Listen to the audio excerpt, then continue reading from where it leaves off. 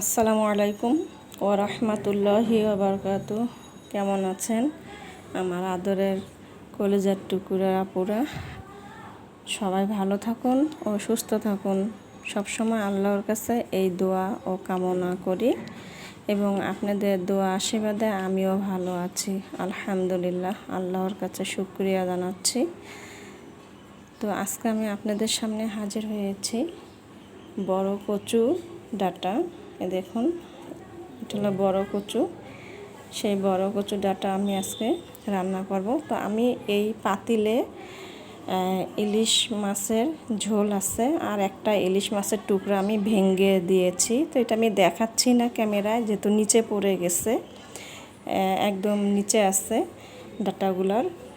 তো আমি এখন এখানে আমি দিয়ে দিব রসুন কুচি, পেঁয়াজ আর কাঁচামরিচের ফালি, দিয়ে দিব লবণ,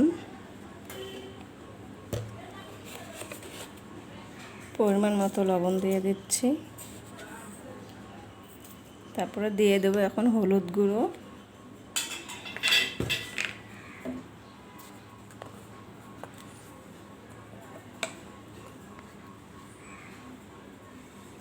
হলুদ গুঁড়ো দিয়ে দিলাম।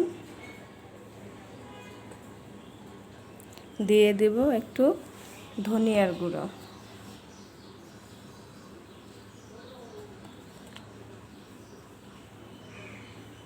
এখন আমি সরিষার তেল দিয়ে দিচ্ছি।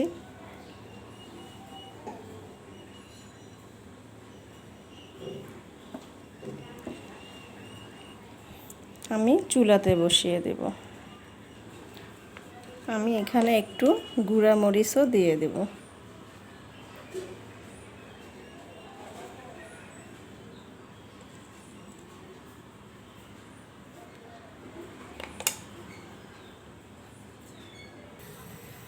আমি চুলাতে বসিয়ে দিলাম, এখন আমি ঢেকে দিব।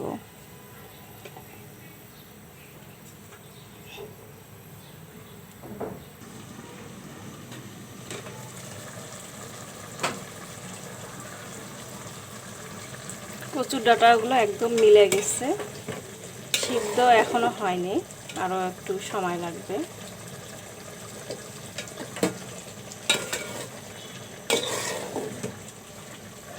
তো আমি আবারও ঢেকে দিব।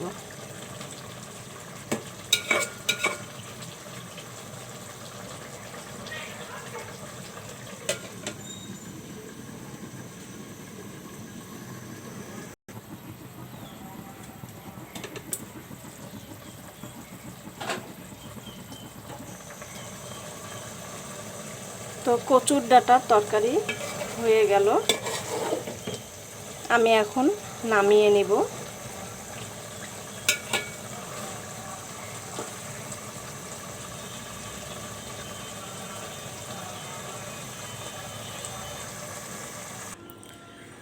হয়ে গেল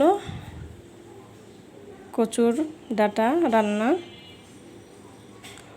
কলিজার টুকরা আপুরা, যদি ভিডিওটি ভালো লেগে থাকে আপনাদের, তাহলে লাইক, কমেন্ট, শেয়ার, সাবস্ক্রাইব করতে কিন্তু ভুলবেন না।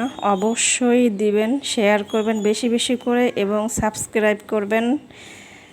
তো সবাই ভালো থাকুন ও সুস্থ থাকুন, এই দোয়া কামনা করে রেখে দিচ্ছি। আসসালামু আলাইকুম ওয়া রাহমাতুল্লাহি ওয়া বারাকাতুহু।